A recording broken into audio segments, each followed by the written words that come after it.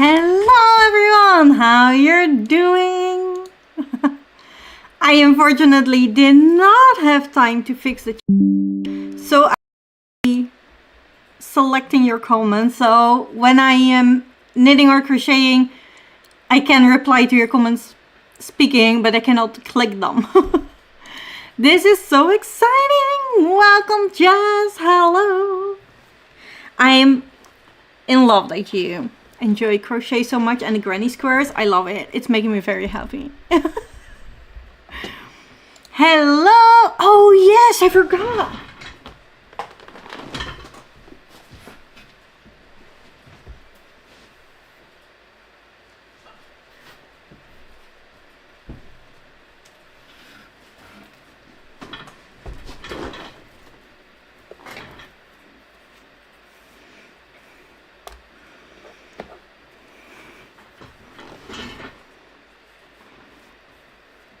Welcome, Stich witches. I kept it specifically downstairs to be able to put it on in this live show, and I never got. So, hello, witches and wizard. Anybody doing stitches? Or whatever you're doing today. But today is the live show for the Stich Witch live, which means that if you're starting crochet or knit with us, this is your time to ask me anything. I have yarn, I have hooks and needles. I can show you anything. So yeah, that is what we're gonna do today. That's also why I ask in the poll, if you're starting, are you doing knit or crochet? Because I feel like most of you are crocheting, but I did get my knit stitch out, so I can show both. I just want to know what's necessary. Hello, Larissa. Welcome. Hello. So happy to be here. So am I. I'm so excited for this. Hello, Lila. How you doing? Hello, Kate. How are you? Hello to everyone new to the hobby and here for explanation. Please fill in the poll. That is, if the questions aren't coming in yet, I can just start working on that, what you guys, the most of you are doing. So hopefully it makes sense. Hooray! Neither knitting nor crocheting. That's absolutely fine, don't you worry. I'm trying to finish my book before it has to go back to the library. Oh yeah. I haven't read today, I should, but I have no time. The crochet hooks, yeah. This is my crochet hook. This is the knitting needles, but I have a pink like this, a pink one like this with all the pink crochet hooks in, and then I have a project bags with extra pouch, and it also has elastic for crochet hooks, and that's a purple bag, so all my purple crochet hooks are in that one. Which one did we need again? The 3mm or 3.5? 3.5 is what you need today. That is what the pattern specifies. That's what I forgot to get, the pattern. Hello, Barbara. How you doing? Let me go on Ravelry real quick.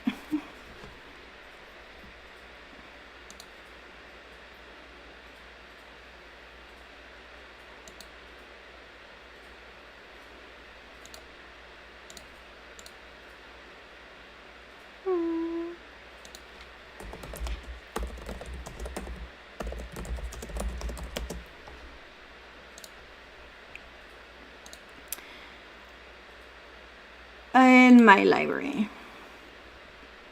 It is in my library.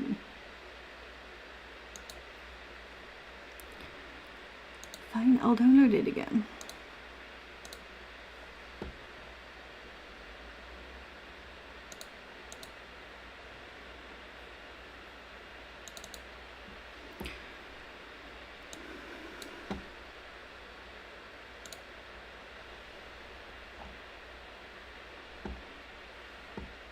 Then I also will need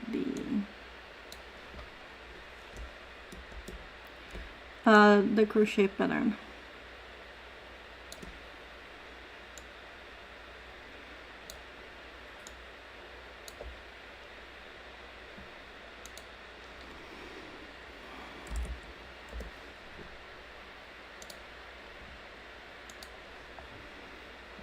It has proper use of stupid metal ones. Yeah. Oh, those. Yeah, I hate them. But, you know, I felt like they were. First of all, I wanted to make my own witching needles. This whole head is based on witch bark. Because in their magic,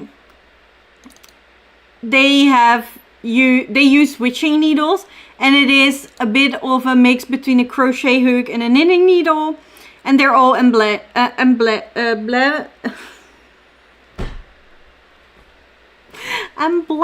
no, they have decorations, and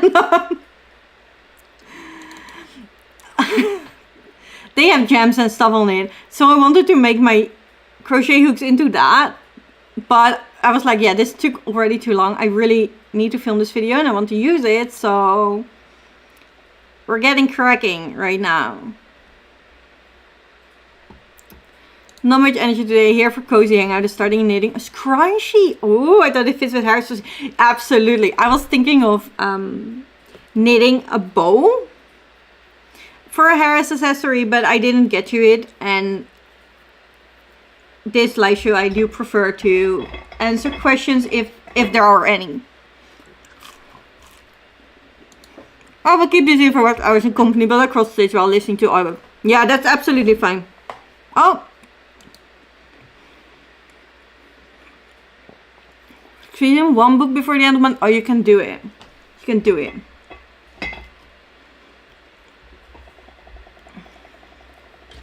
I'll get that one. Yeah, I think that is my most used needle, 3.5. But that's also the fingering weight kind of needle.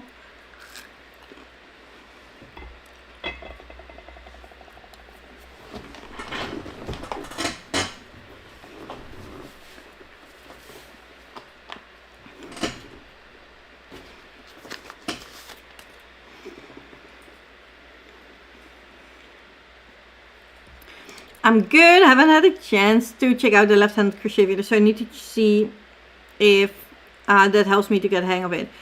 Yeah, I haven't had time to check if I can crochet left-handed, but we can find out right now if necessary.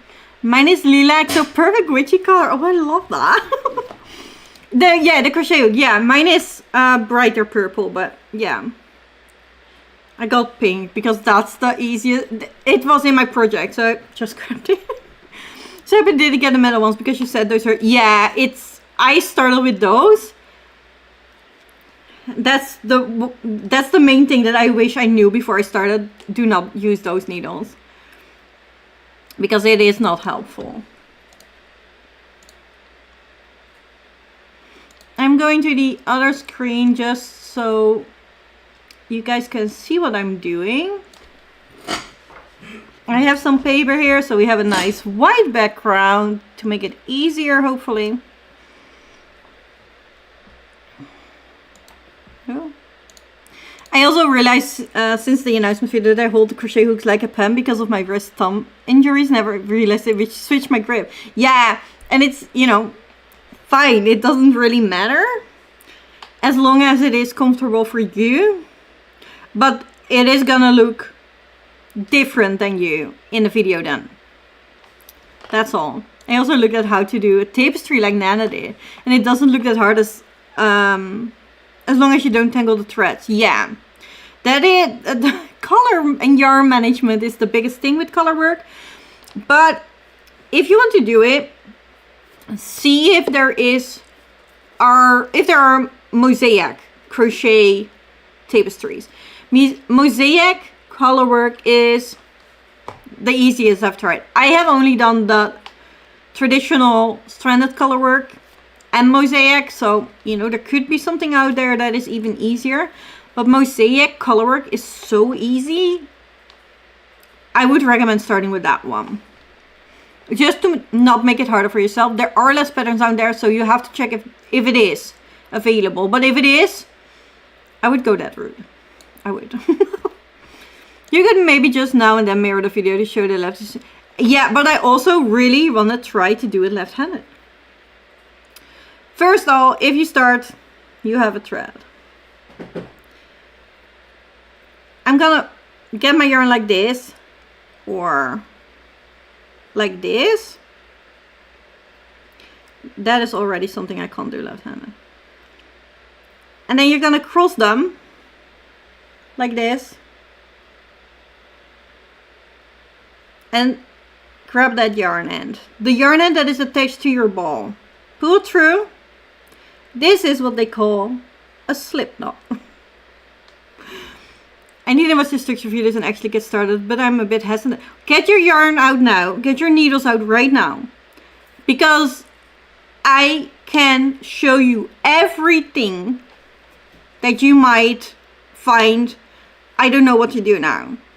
Or I'm doing something wrong. What the heck is it? I can show you right now. And I can try to explain it so we can walk through this together, Larissa. And as long as you have like 5 or 10 rows in, it will get easier. I think the first 5 and the first 10 rows are the hardest. So if you can do that while I'm here, helping you through it, that's why this live show is for. It just makes it easier. My mom's crochet hook does have some plastic handles, but a tiny bit less nice than the soft grip. Yeah, and there are also resin ones, but I haven't tried them, so I don't know how they hold. I swear my mother always knows when the sprint ends and the chatty bit starts. The good news is I could come over here instead. Welcome, Molly. Welcome, welcome. We're crocheting and knitting today. We're going to make the hair bow tie by the Dahlia hair tie. That's what it's called. Whoops! I've watched videos too, and I've never clicked that I do it differently. Yeah, that is great. Just some people might get insecure because they do it differently, and I'm here to tell you it does not matter. The trick that helped me the most is to absolutely not worry about yarn getting tangled and just do an untangling session now and then when it gets to bed. Yeah. But I get annoyed by it when it's tangled. So I have to do that every 2, 3, 4, maybe 4 rows. I know how to make a slip knot. I used to panic a lot as kids, so no clue what English term. Yeah. Yeah. I don't know either, but that's it. This is your knot. And you can just put your crochet hook in or your knitting needle. This part is the same. And you can just pull at the ends to make it a bit tinier. For the crochet pattern, we need to chain 3. That means that you get your hook under your yarn.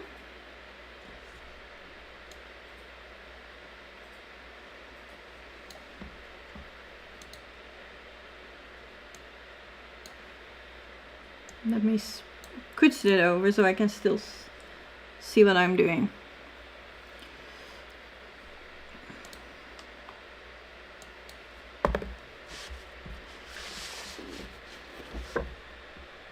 I'm gonna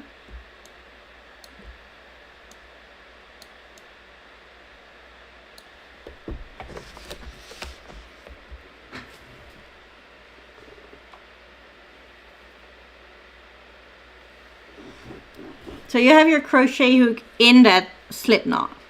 And what you're gonna do, the end that truly has an ending like this, we're gonna ignore it. You can put it in your hand with your hook so it's not in the way. You can just let it hang whatever you feel like. And then you're gonna put your hook under the yarn and you're getting that strand through the slip knot. That is chain 1. We're gonna do it again. Get the hook under your yarn. I twist my hook so the hook part of the hook is actually grabbing the yarn better. That is chain 2. One more time. Get the hook under the yarn and pull it through. That is chain 3.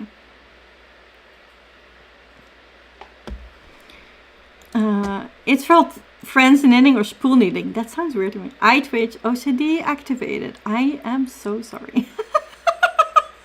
Yes, it is. I get. It's also a sensory issue for me. Your mug next to the mouse is making me so worried. Yeah, I you know, I can understand, but this is my life. This is the chaos I live in and I thrive in. This is how I work. That's better. I'm cross stitching here, not knitting or crocheting. So my question is actually, what is in your mug? Water. I'm getting into the cozy evening tea phase now. Yeah, I'm waiting for it, but it was so nice weather today that I actually went outside and I had a jacket on, but I had to take it off, and then still with my sweater, it was too warm. So, but it's water. It is not that interesting, unfortunately, but see? Clear. It's not vodka, I swear. Do you pull it tighter? No. It is a bit tighter.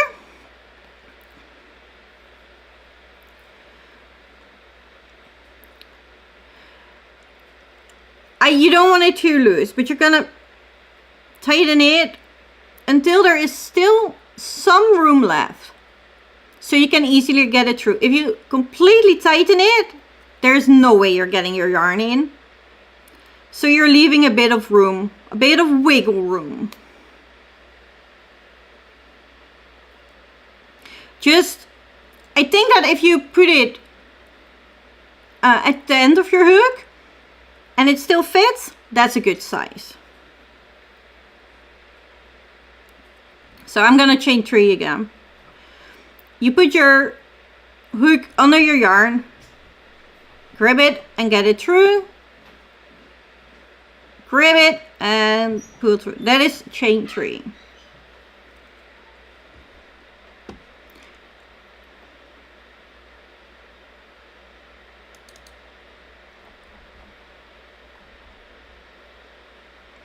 If anybody has questions about what the gauge is and stuff, I am very welcome to. I put it in there. It's not important right now for a hair tie, but it will be important for things like sweaters.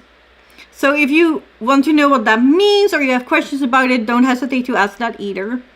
We can also do that later, you know, whatever feels best for you guys. We have now chain 3.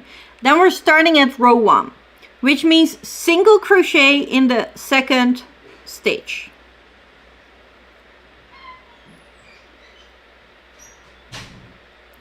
And this is 1, like you have V's here. The first V is stitch 1, this is stitch 2, and this is stitch 3. So you're putting your hook into the second V. You have 1 leg on your hook.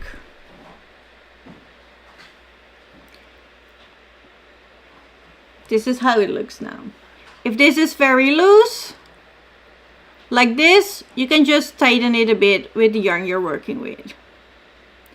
And then again, you put your yarn over your hook or your hook under your yarn. And you pull through. Then we're doing it again, the hook under the yarn or your yarn over your hook. And you pull through both of the loops. That was your first single crochet. We're gonna do that again. We're gonna put the hook in the V. We have 2 legs on it again. Put your yarn over your hook or your hook under your yarn. Pull through 1. You have still 2 loops. We're getting another bit of yarn over it. And now we're gonna pull it through both of the loops. That would be your second single crochet.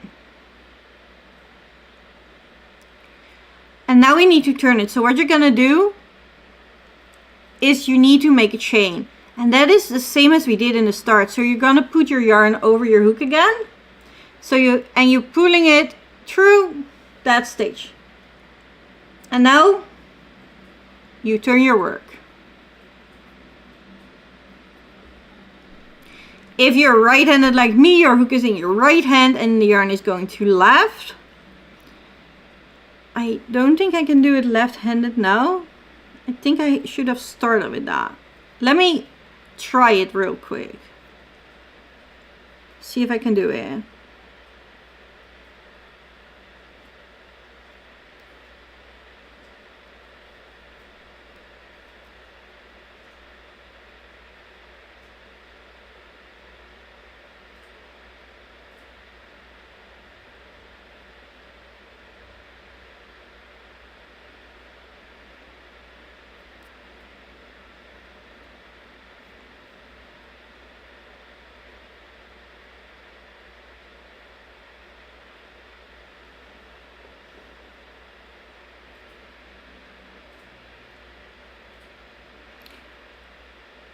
Well, and as you can see, the first part is the most fiddly. It is very well, it's very easy to see when I'm trying something new. See, so that is, it is just, this is what happens when you're trying something new. The first stitches are the worst, even, you know, for somebody who has crocheted many years. I cannot do it lefties, guys. I'm cheating, but I can't. I'm going to dip and focus my book because I'm getting the juicy bit. Ooh, have fun! I'm also glad to have Jelly start knitting. Lol, I'm not sure if I mentioned it. Also use a focus friend thing. Oh, that is so cute.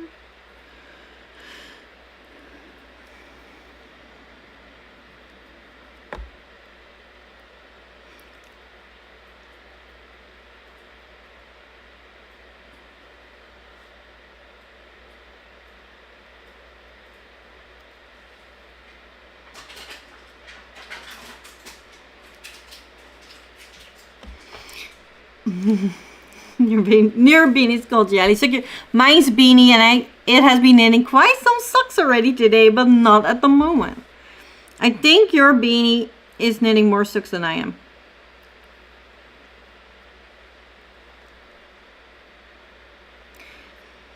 If you have, you know, done it up to this, you've made 2 single crochets and a chain, and you turned your work.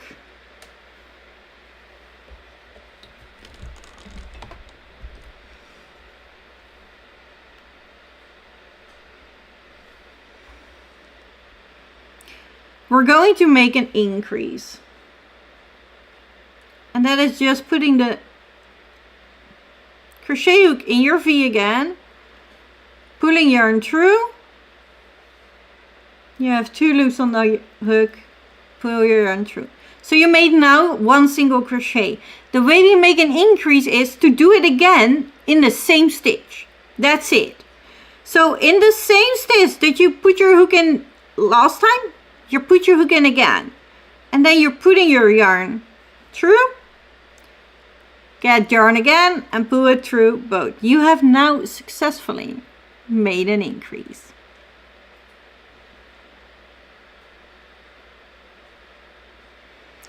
And then now we have to do it in the last stitch too, just to get it a nice triangle on both sides.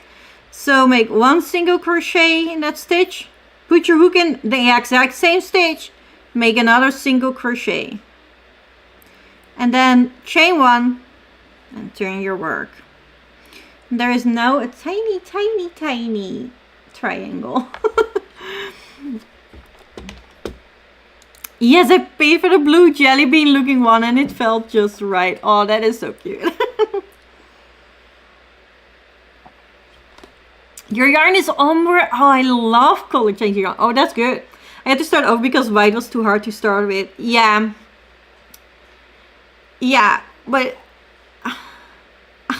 it's funny because it's black, white, gray. And I honestly think that black is the worst color for that. Black is the hardest to see. So the least favorite to start with. But maybe gray is easier than white though. That could be true.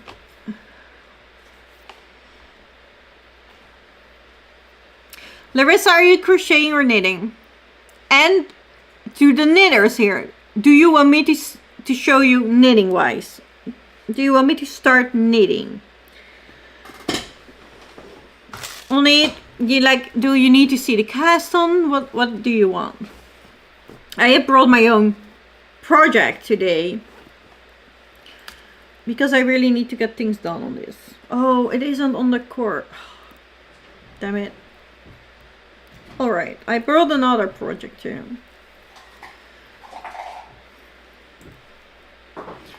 I'm not putting the tubing on the needles now because I have to concentrate for that.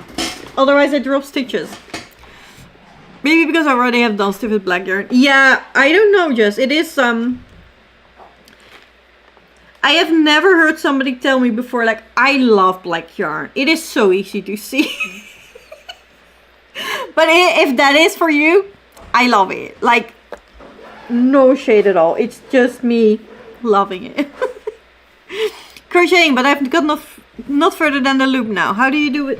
that you do with what hand. Yeah, I think that is where it gets harder for you. Are you at the loop? And then turn your work? Have you turned your work? For you, with your left hand, you put your hook into the stitch. And then with the hook, you grab the yarn and you pull it through. The other hand is just holding the yarn, and your crochet. I always hold the crochet piece, and then with the other two fingers, like with my thumb and my pointer finger, I'm holding the crochet piece, and with my middle finger and the ring finger, I hold the yarn. So my right hand is doing the hook. In your case, your left hand is holding the hook and steering the hook, and your right hand with the thumb and the pointer finger is holding the crochet piece, and the other two fingers are holding yarn. If you want to use different fingers for it, that is absolutely fine. Don't you worry. When you get the first loop, with the hand that is holding the crochet hook, scoop up the yarn, and then you pull it backward through all the loops. And now you have only one on your needle, on your hook. In your case, Larissa, with your left hand, put the hook into the stitch.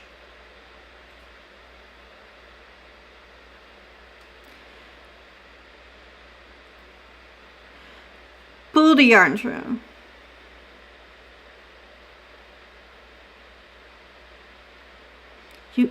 Yeah, I move my right hand because obviously I'm right-handed.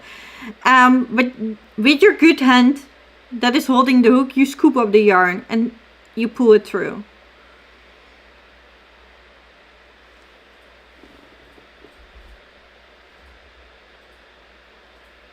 So I'm right.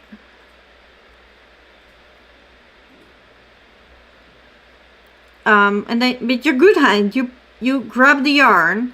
I always stir my crochet hook a tiny bit, because like this, it slips out easy, right? But if you turn it a bit, I don't know, it feels like a bit more control. It feels a bit like, you know, it's tighter, and just pull it through. If the hook slips out here, no problem. Just put it back in. I'm a backward human. Yeah, it's just funny to me. You know, I like it. Your face is covering what your hands are doing. I'm sorry.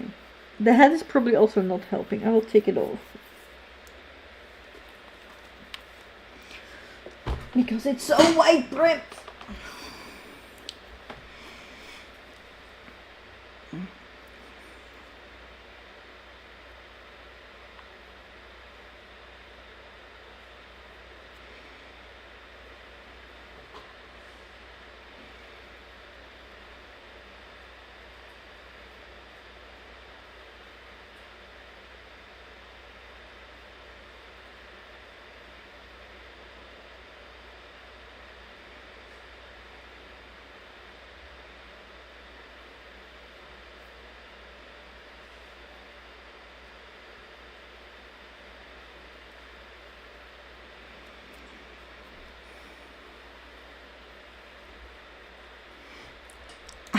I think I've got it now. I'm trying left-handed. Well done, well done. That is great. Can you I haven't checked now, I'm unsure. But I thought I put this the tutorials in this live show as well. So you can see it underneath this. No, it's not.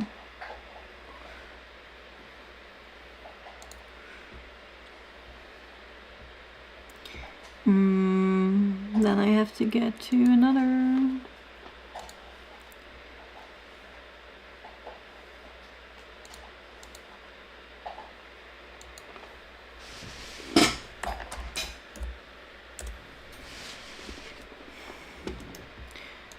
is not what I wanted.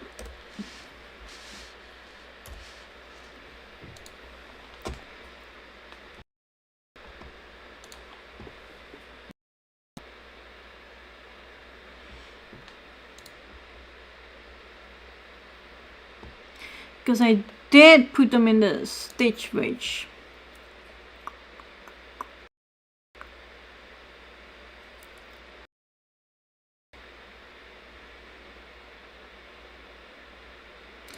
Let me copy and paste it for you.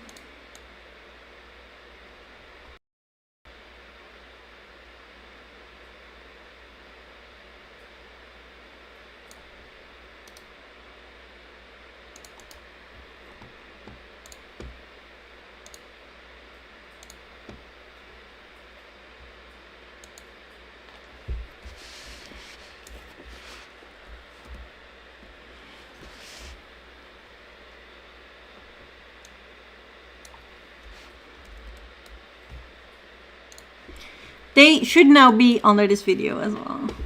Under this live stream, if that helps anyone out. I have last minute reading and listening I need to do. Thanks all for this fantastic video and I'm looking forward to camp. See you during camp, Molly. The announcement is coming live this Thursday. I like to turn it to less likely to pull on some of the yarn through. Yeah. Or it slips off, or I also feel like it is less chance to split the yarn. To me, black and white are both hard to see. I like light colored ones the most to work with. Yeah. Yeah, I get it. Hey, just Minecrafting with my mates. Through tune in. Thank you. Thank you. I hope you have lots of fun Minecrafting. That is absolutely fine. I'm now done eating and back at my crochet. Nice to have Crafty company while I work on a set of wheels. Yes, I'm very, very excited to see what you're doing with the wheels.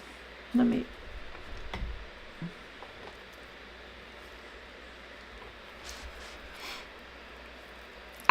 As long as there are no questions, like, or just let me, you know, if you want me to show. Oh, it dropped.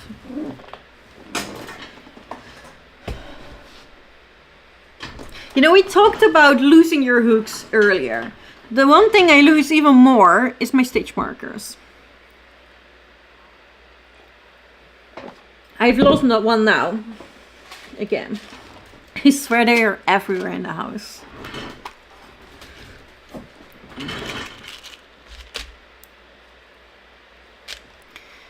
Oh yeah, well, honestly, the idea came to me because of your comments, so we kind of told us, you know, you still inspired me to say it. Yes. Yes.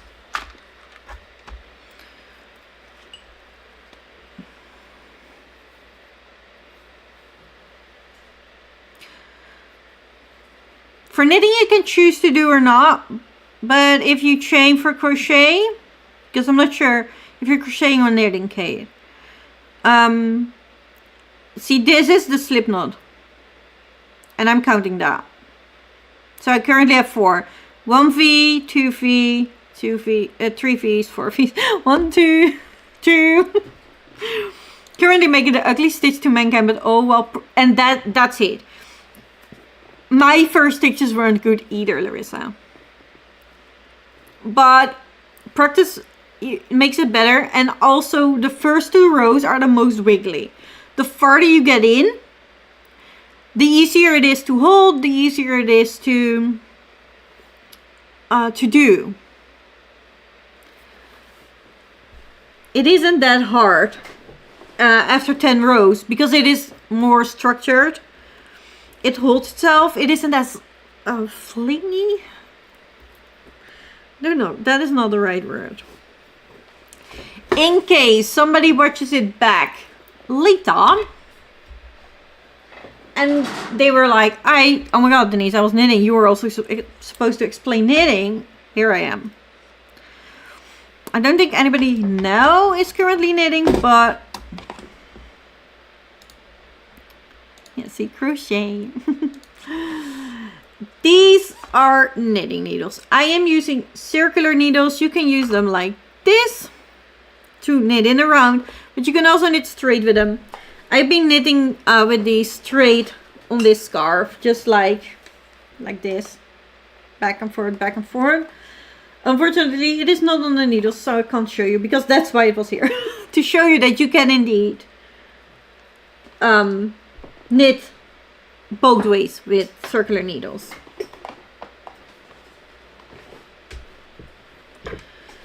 But that doesn't mean that I can use these needles to cast on. I have 4, like, it is a tutorial. Like, I'm just showing you how to do it. It's not gonna matter.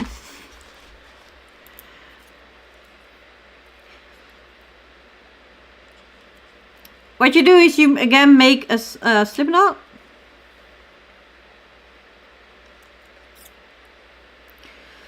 I have learned to do it like this. It doesn't work for me like this. On 2 needles. So you put them on 2 needles. You hold your yarn like this.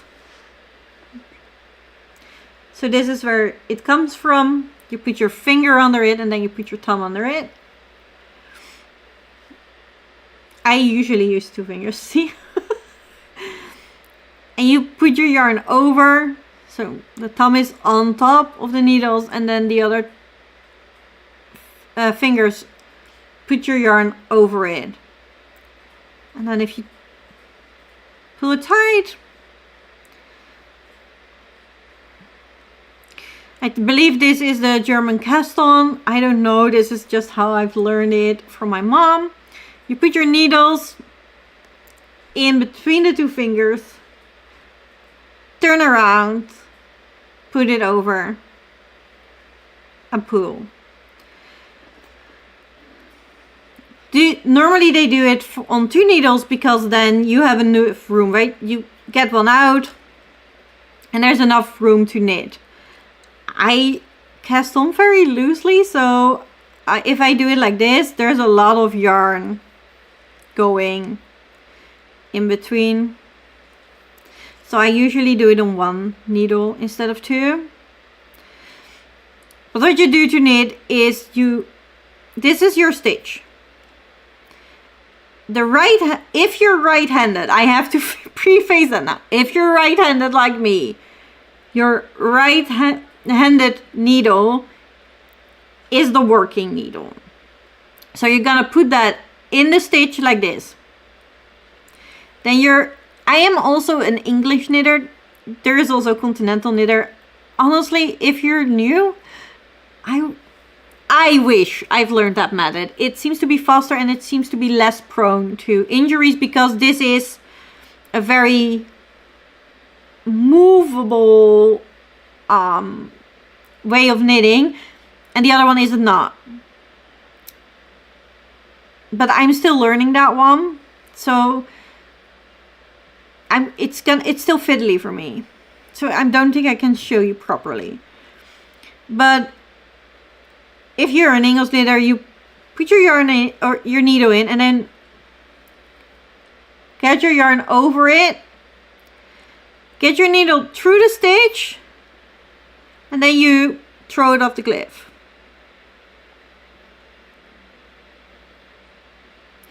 Stick the needle in, throw the yarn over it, get the needle through the stitch, and then push the stitch of the other needle. Stick it in, throw your yarn over, get the needle out, and throw the yarn off the other needle.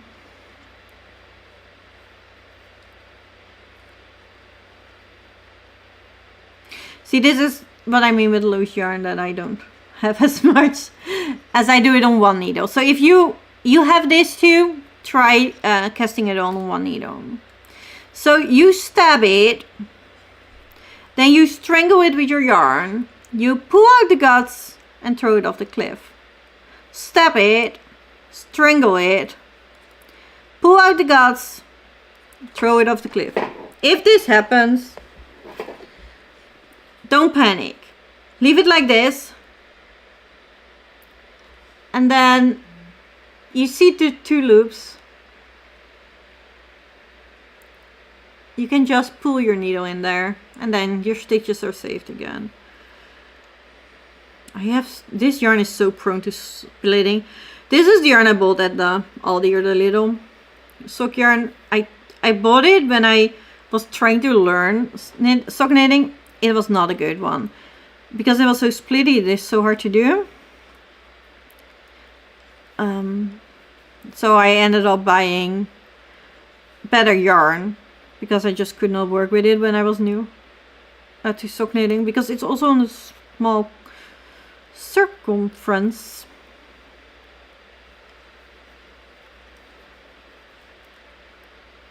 There you go. I have linked better tutorials down, but that is how you cast on. The fluffy yarn is also a bit more struggle, but because of the split, yeah. And also that one, you can pull the fluff off a lot of the time, so that is not helpful.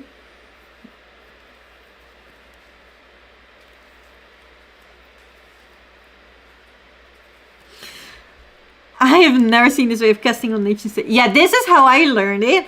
That's why I'm not sure about the name, but my mom just told me this is how you cast on. There are so many ways to cast on stitches though. I don't know them all. I only know a few. And most of them I still have to look up, so don't you? Yeah, like that just happens, right? And I've been knitting since I was 8. So... and that would be 27 years now. But I haven't always. I've only recently started making garments, like 3 years ago now. I also learned it like that from my mom, and she's from hers, and my grandma's from Brabant, and her dad was French. Yeah, it's... yeah. I feel like that is how they learned it. Early in the days, just from each other. And now you have all the different ways on YouTube. You can all Google them, because, you know... some are more stretchy than others, some are less stretchy. So I really, you know, it is good to learn them all because they have different uses, but I can knit right-handed, but when I get to the end I have to swap the needles over to continue. I haven't learned how to knit the other way yet.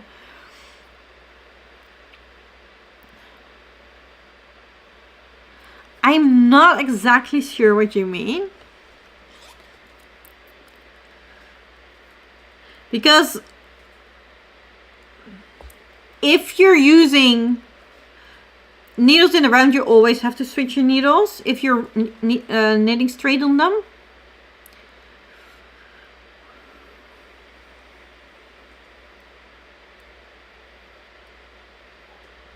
It is so funny because I can't knit continental, but that is basically how you crochet.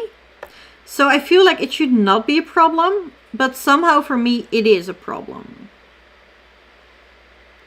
Like I cannot hold my yarn for the life of me with knitting. But like I'm doing it with crochet, so what's the problem, girl? But yeah, this is... but like not this. Or, you know, in the start it is probably gonna be this fiddly. This is what continental knitting looks like.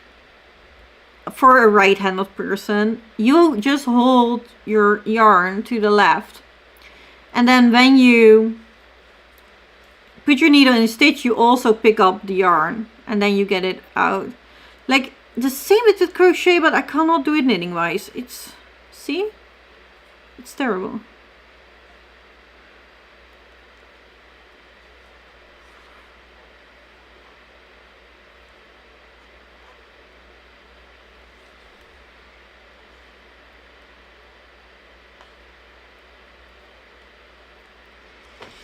I do the long tail cast on, and oh, it could also be that. I don't know.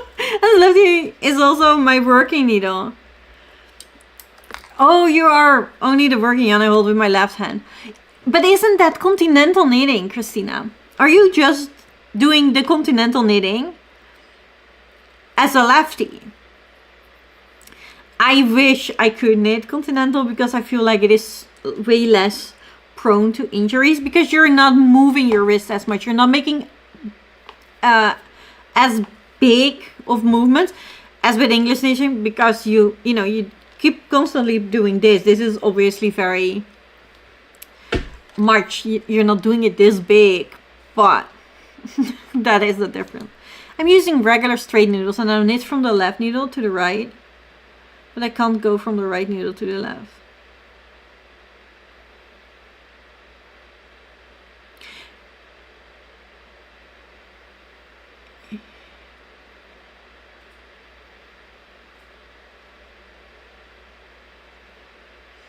But I think you always change needles, even with straight ones. I don't think I have them here.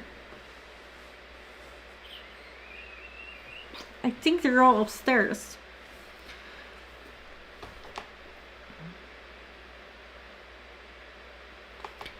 You at least have to turn them.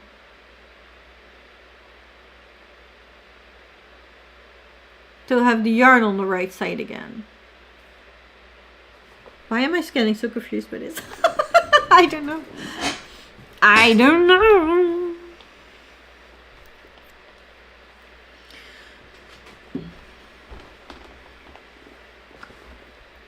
Unless I'm knitting wrong. Oh, I thought you went back and forth. Yeah, but...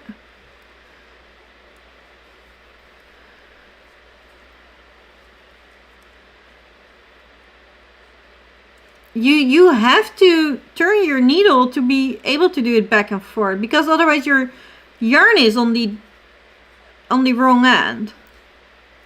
Like, I can knit straight now, but when I want to turn it,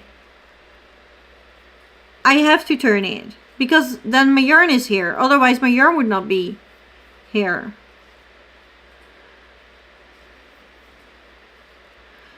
Like, if I don't turn my needle, it is on the wrong side. You have to turn.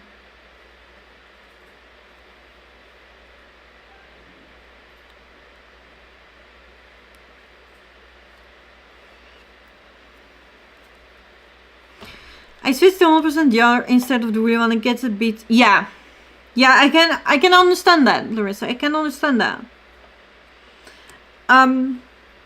I also want you to know that if it feels squeezy to you, or it makes sounds and it is annoying to you, you're not the only one.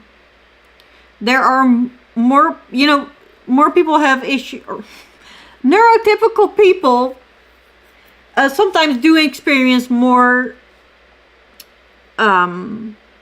input, more sensory issues with acrylic yarn. So if that happens at some point to you, it is not you. That is, you know, a familiar thing for people.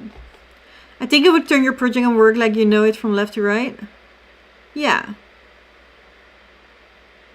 Yeah, I feel like it. I know you're not thinking better for okay. Do one row, then turn as you should, and then one. Yeah, that's how you do it. So it is not a you problem. It is not a you are a lefty problem. Even in Nederlands lukt het me niet om het uit te leggen. Ik blijf zelf als een rechthandige. Alleen in Engels stel zo. Oh, alright, I got it. So, you are knitting English style. So, Christina is a left-handed knitter, and she still uses the right needle as the working needle, but she just put the yarn over with the left hand. Like that. Christina, I feel like if this is the case, you could easily switch to continental, right? Because then you just have to scoop it up. Because you're already holding the yarn to the left. Instead of throwing it, you could just scoop it up with your needle. Wouldn't that be easier?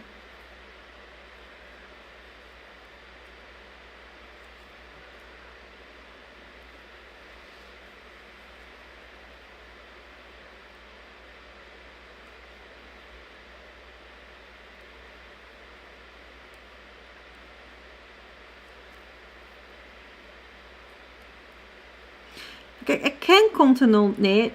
As soon as I get in the flow, it's fine, but it takes a while. And I'm very slow with it. That is because I haven't practiced. Like, I'm an English thrower. I have knitted 27 years like that. Obviously, that is going to be faster than when I try to knit continental. But I do not always have the patience for that. So maybe I should choose this live show to do it. Because if I practice, I will get faster with it. And I will get easier in the flow, right? That is how it works. That's how it worked with the thrower method too, when I was 8. So probably me understanding wrong. It wouldn't be the first time. Yet, no worries. No worries. I just want you to know it's not you. We all do it. So you're doing it right. Handed totally. Absolutely. How you supposed to do it. I think you did a row 1 when the next row went the other way. Got it. Yeah. No. That is not a problem, babe. So you're absolutely knitting it right-handed. You can fully say that. But now I'm interested. Do you throw your yarn with your right hand too, or with your left hand like Christina does? Also, since you're easy with needles, I can with metal clicking while knitting myself. Yeah, that is also known. On the other hand, some people experience that heavier hooks or needles are more helpful for them, and therefore they choose metal because that is the heaviest. They also tend to choose chunkier projects because you need bigger needles, aka heavier needles. And that is exactly why I'm choosing DK and fingering weight yarn, because they're smaller needles, less heavy, less prone to injury for me. But then some people are prone to injury on small circumstances. Right? It's so different for everyone. There is no one way. But yeah, some people can't click. The bamboo slides a bit. I prefer bamboo. Also because it is less heavy. Yes, like that. Alright, great. I got it. I got it. Is there a distance in outcomes or just different style? It is different styles. The fabric look exactly the same. Like this part I have knit continental. And you know, this whole other sock I have done English. This is all English. This has been continental. There is no difference. It is a style. We want something, here's something funny. Early in the days, back in the days, it was actually the fishermen who knit. And they all knitted continental because it was faster, it was more efficient. And it was, you know, least movement, so least prone to injuries, but also the fastest, stuff like that. And then it became a popular hobby by the ladies, and some high-class English ladies, or maybe they were friends, I'm not sure. They decided it would be more ladylike and more of class if you throw the yarn instead, because it looks more elegant to do it like that. And that is why this style is here in the first place.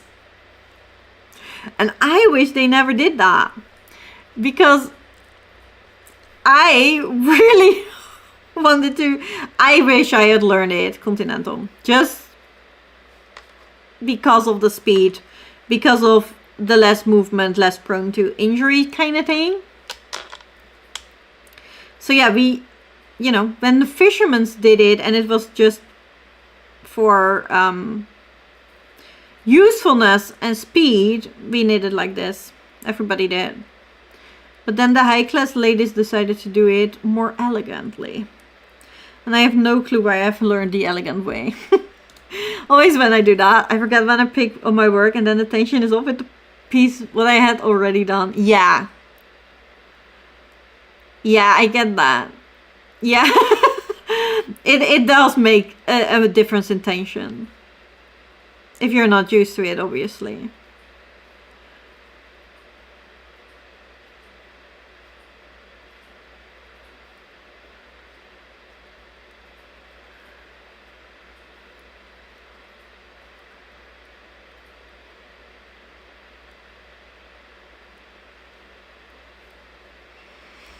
with my right hand just to keep my brain guessing. Then you're absolutely doing it the completely right way. Not the right and wrong, but like the right-handed way. That's what I meant. Every time you say fingering weight, I think of fingerling potatoes. I was a bit afraid that you were gonna say something different.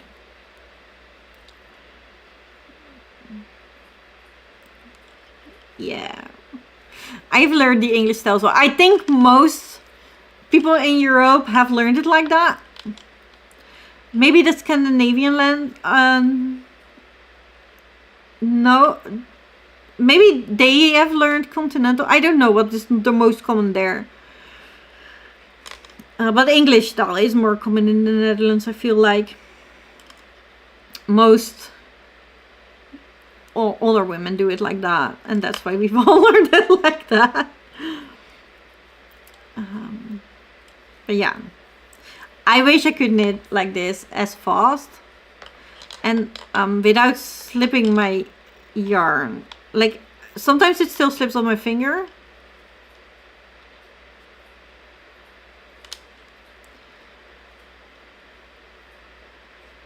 It's just practice, I know, but you know, there are so many projects I want to make.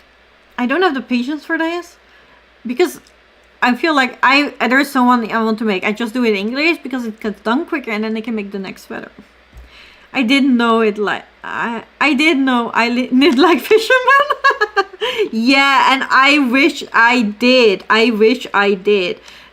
For speed, for you know, it's silly, right? Oh, this is more elegant. Like, let's knit like this. Like, it is so unuseful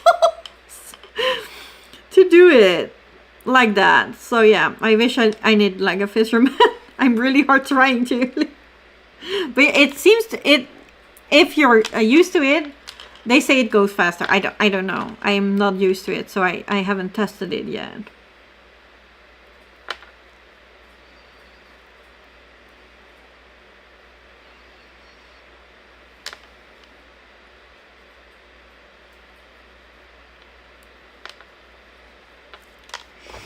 I usually think of food first. Yeah, fair enough. Fair enough. Rich, yeah, that's it. Like, I already, you know, wished I did the other method, but now I feel a bit betrayed that I learned the rich people method because I'm not. So if you want to make an extra stitch with knitting, I'm just gonna show it in case people are gonna watch it back.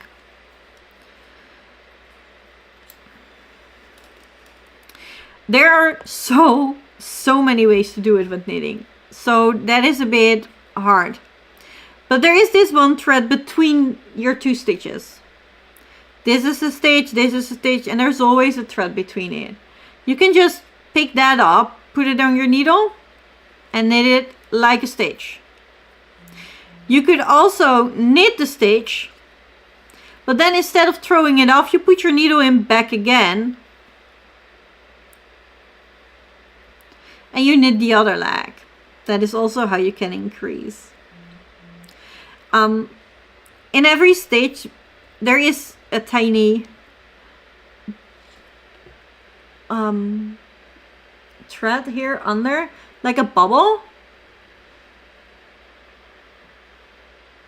That one you can also just pick up that one, put it on the needle, and knit it. And there are so many ways, and one, you know, then you can also add the leaning to the left, leaning to the right thing. So it is so, there are a lot of ways with knitting, and every way has his benefits.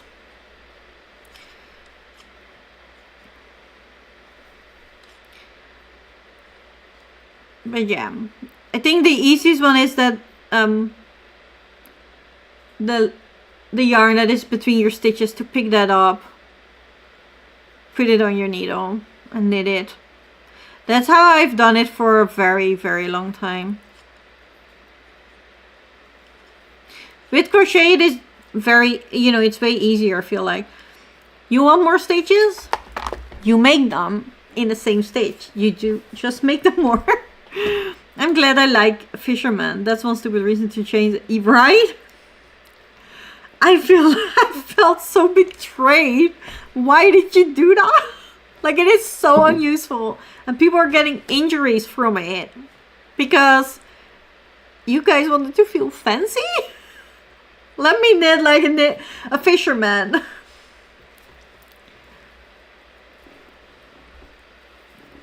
Please, I'm just going to knit here and chat to you while you're working on your project. If you have questions, please ask. That's why I'm here. It's all fine, and I will just put my own knit work away and show you whatever you want.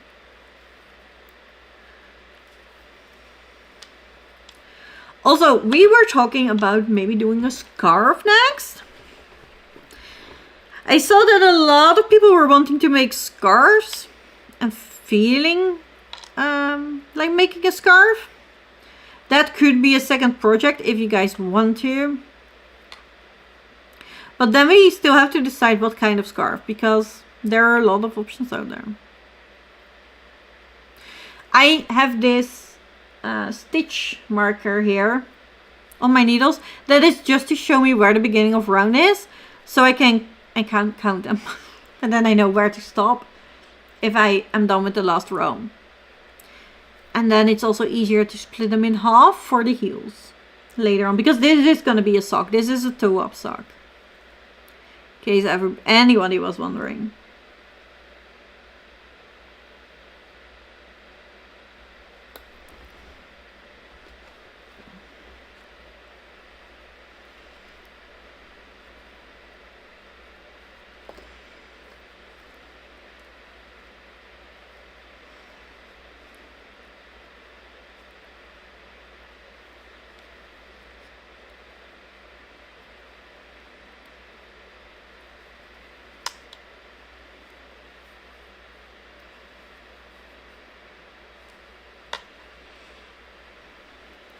Is it more common, Natalie, to knit like a fisherman? I forgot the neat name. Continental.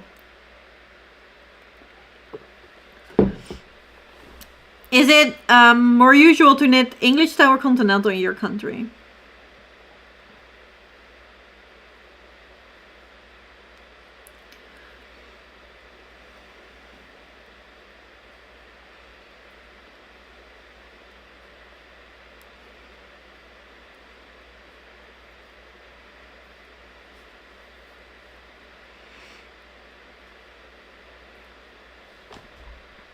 Knitting is also very relaxing to work. Yeah, and also to do.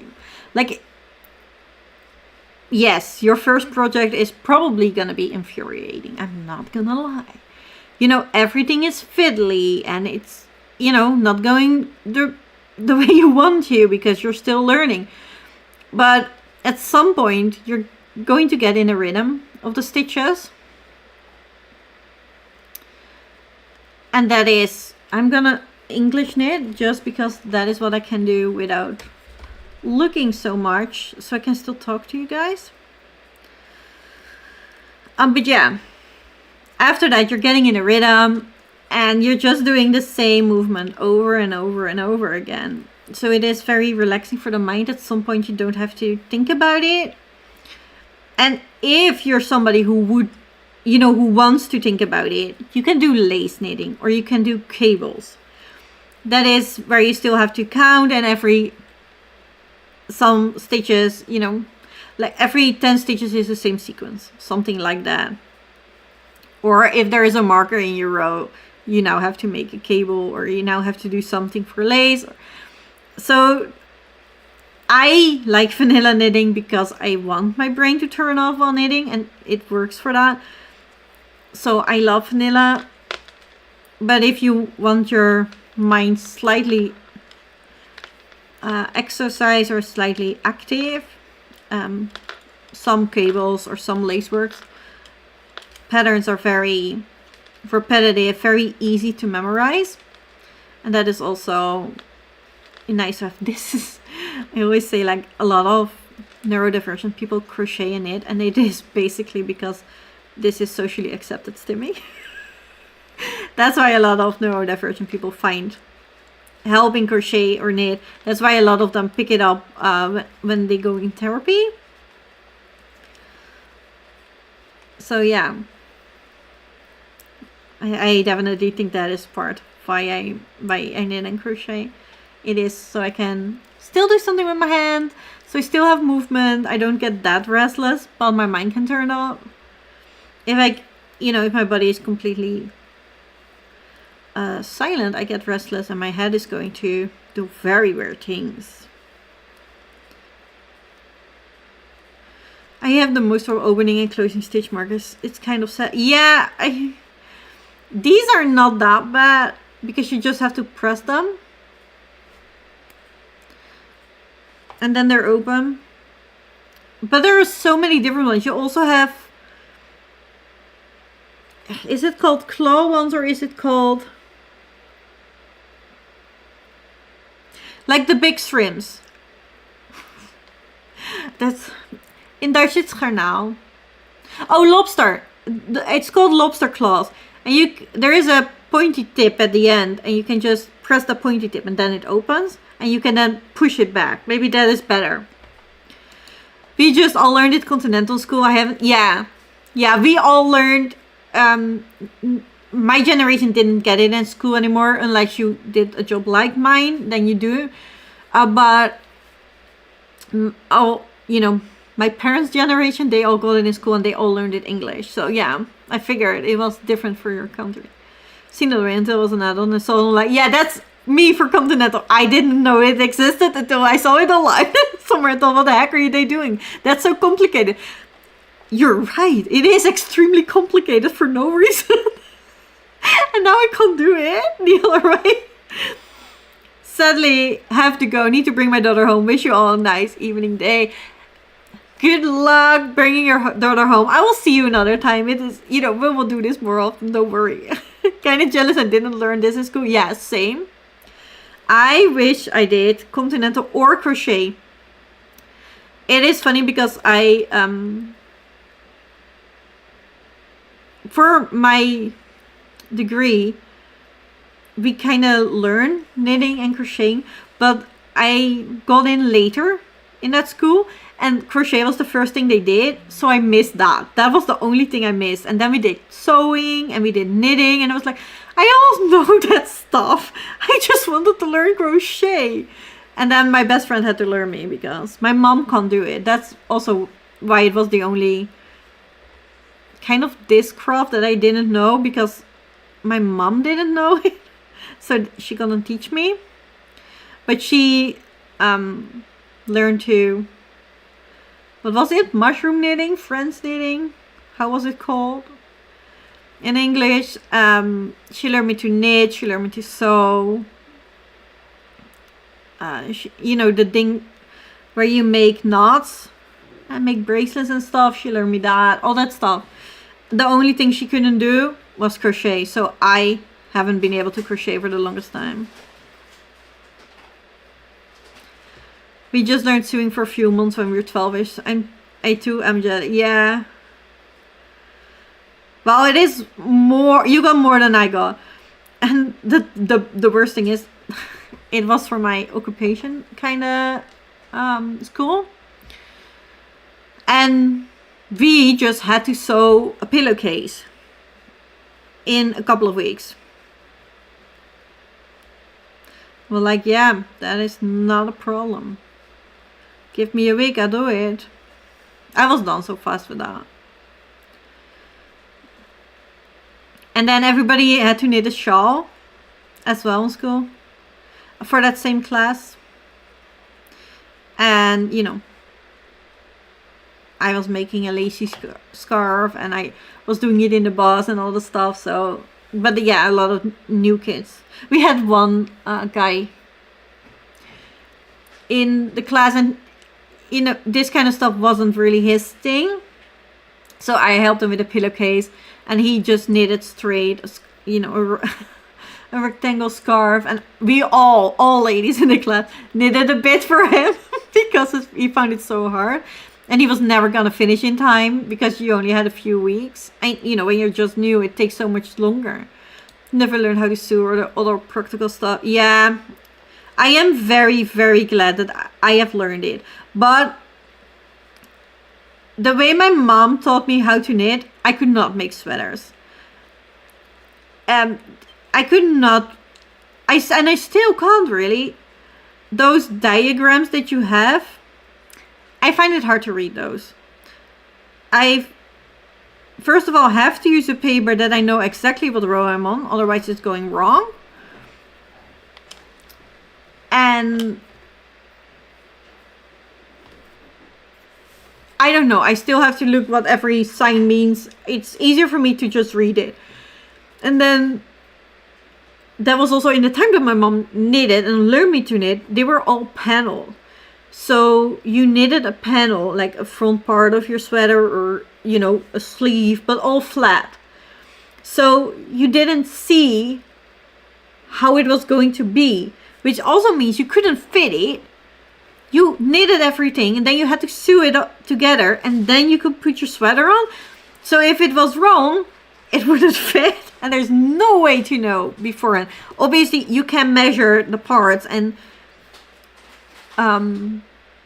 you know, make the comparison with your sweater, but I didn't know that at the time. My mom didn't tell me.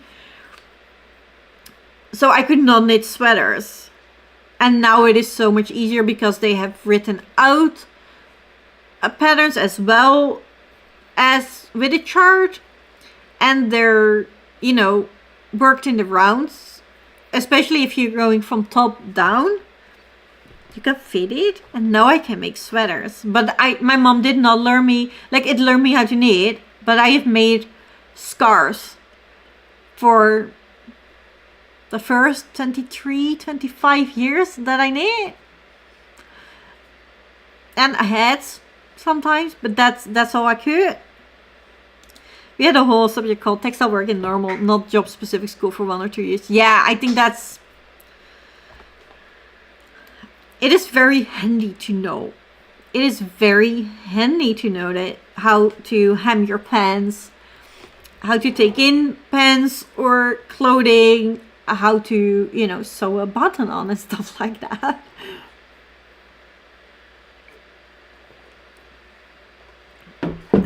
I don't know crowd, but it did use to knit with my mom when I was younger for a bit. Yeah, and I just think it is it's a good skill to have. It's a nice skill to have. I remembered something like crochet, but then your fingers supposed to hook. Yeah, that's the knotting, knotting, the knot thingy. I also don't know the name of.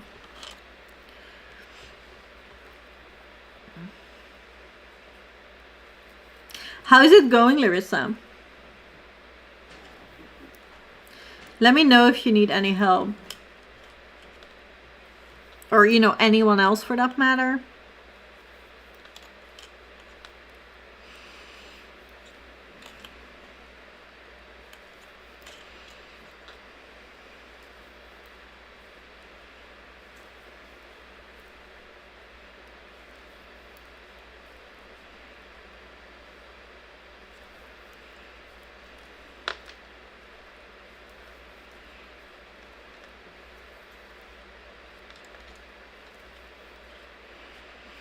I actually should not finish this foot because I still have to look up how I need to do a heel flap and gusset. That is a specific heel from toe up.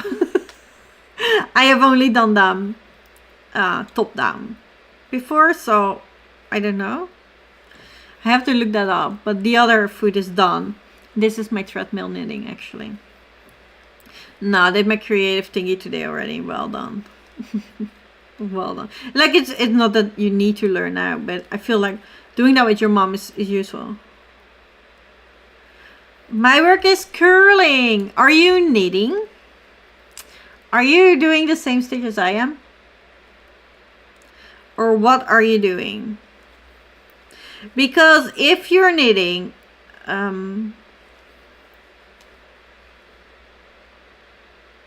It's not called vanilla, is it? I keep using this the vanilla stitch, but that's not how it's called.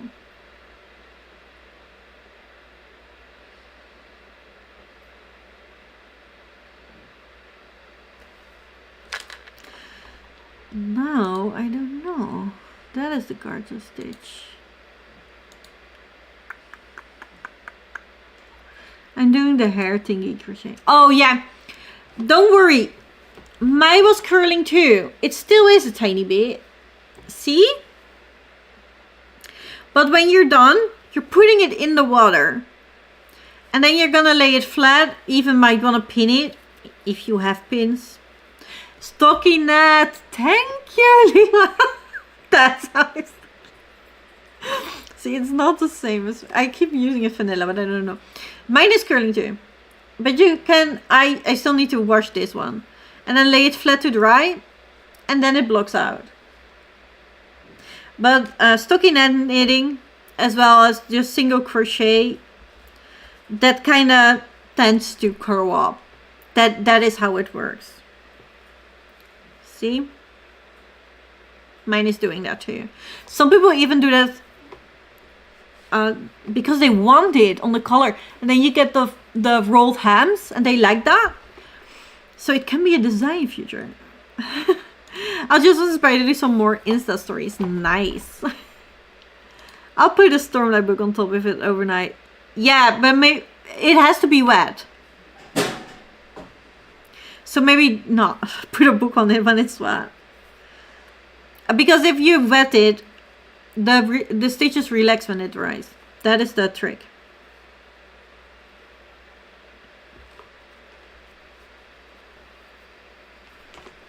That's the trick.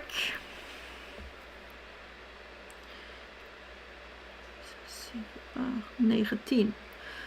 Oh.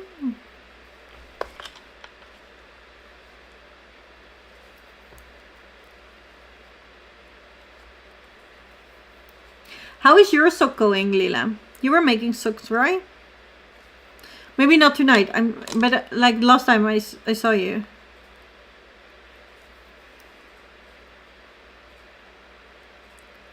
Oh yeah, maybe she can put a Stephen King on there. That wouldn't be too bad if that got wet. I should try your trick. Yeah, don't. Just try it out. And if it doesn't work and it's dry, you can put a book on it.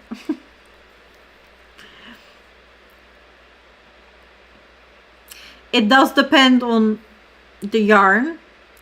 If it goes, you know, how it reacts to water. Wool does better than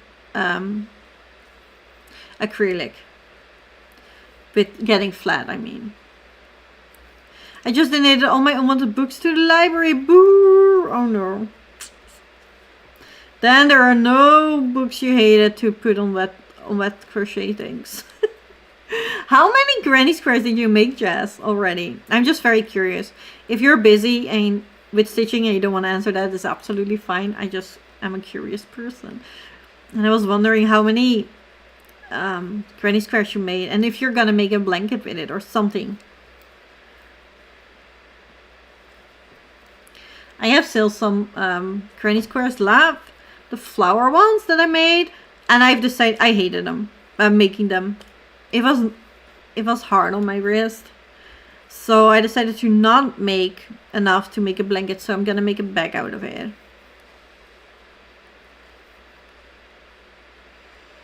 Last time sucked, but haven't finished. I kind of don't like the hobby sock yarn. I have more for Christmas presents, so I hope the others are different. Which one are you using now? Because there is a difference between them. I am currently using the Grundle yarn, which is a German brand. So you should not order it through your hobby, since, you know, you live in Germany and it's probably more accessible to you. But they sell it on hobby too.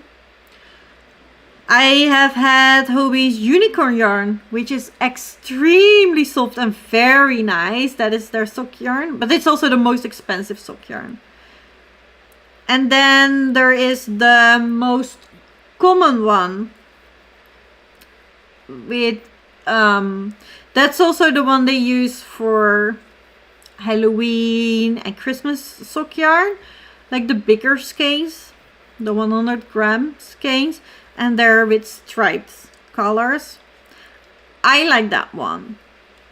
And it's very affordable because it's like 5 or 6 euros a skein. And it wears really well. But then they have this yarn. And it has that glitter in it and stuff. This was a pain to knit. I've made socks with it and it was a pain. The Yoli Christmas sock yarn. I'm wondering, was it the 50-gram skeins? Like, is it the new Hobie? Because they now have 2 sock yarns for Christmas. One is the old and one is the new one. And the new one is the tiny skeins from 50 grams. And I was actually going to try those out because they both have it for Halloween and Christmas this year. And I was going to try that out too because I'm already 2 years on making a video for knitting with every Hobie sock yarn there is. So you don't have to. Jolly.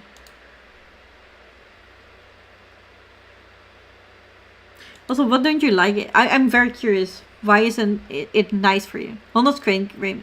All right, yeah, that is their most common. That's the 5 or 6 euro one, right? I actually like it. I think it holds up well. And I've knitted with bamboo needles and it wasn't too fuzzy. Or it wasn't too fuzzy for me, let's say.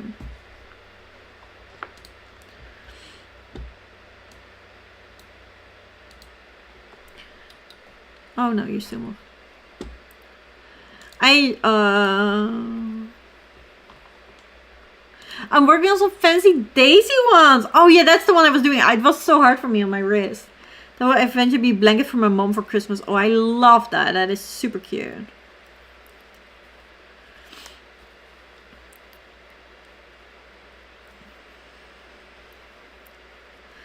Oh wow, that's a big video. Yeah, that's why it's taking so long because I have to buy all the yarn. That's the only, and obviously knit socks with it. But I have most yarns now. There are a few I still need to get. They have new summer yarn that I would like to get. Then they have the new 50 skeins that they have in Halloween as well as Christmas. And there is this one with dots that is a bit more expensive. It's like 10 something euros. I need to get that one still. And then I'm not sure if the Mars and the Venus and the Jupiter yarns are all the same.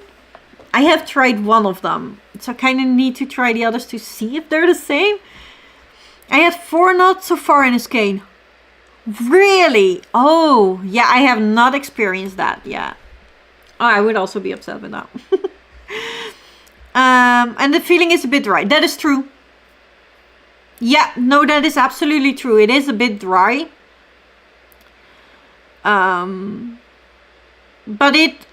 if you block it, it flowers up. It's getting less dry. It is. I also felt it was a bit dry to knit with. But it is a nice fabric on your feet, if that makes sense. Then it isn't dry. Then it's quite soft, but not too soft and not too itchy. I kind of do them in batches.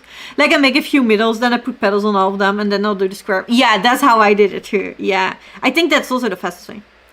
Oh, you did? I also bought Halloween sock yarn. Ooh, I love it. Maybe I have to get over it because I want all the finished socks in the colors. Yeah. I get it. I get it. I'm currently wearing knitted socks. Ta-da! But this ain't Hobie. This is hand-dyed yarn. And then my toe is from... I knew it when I was starting to tell it to you. Long yarns. And I think the heel is... I'm not sure what the heel was again. Hello, Avka. Sorry, Mrs. Start. How is everybody doing? Don't you worry about it. I'm still here. You're still able to ask any questions you would like. We are just currently talking about sock knitting because, you know, there are 2 sock knitters here and we started talking yarn and socks and that's why you got to see my feet. I'm sorry. This is how it goes.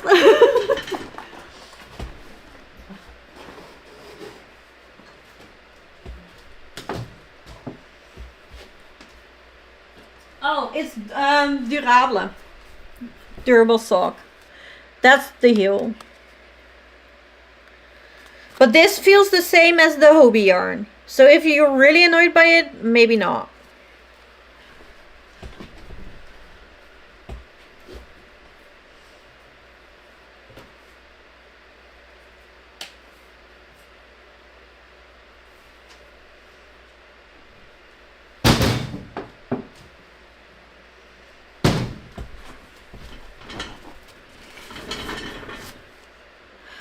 And these are the 2 sock yarns I have from Hobie that I still need to knit with. And the other ones I have to buy. I think I have knit with all the other.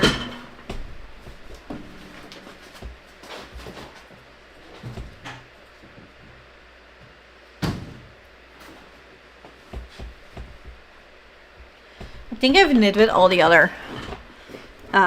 This is the Hobie unicorn yarn. This is absolutely the softest. By far. But it is also by far the most expensive one. So I only buy this when it's in sale. But it is extremely soft. I could have a sweater from this. And I think it would be fine if I had it to bare skin. And I'm sensitive. I'm not the most sensitive person. There are more sensitive persons out there. And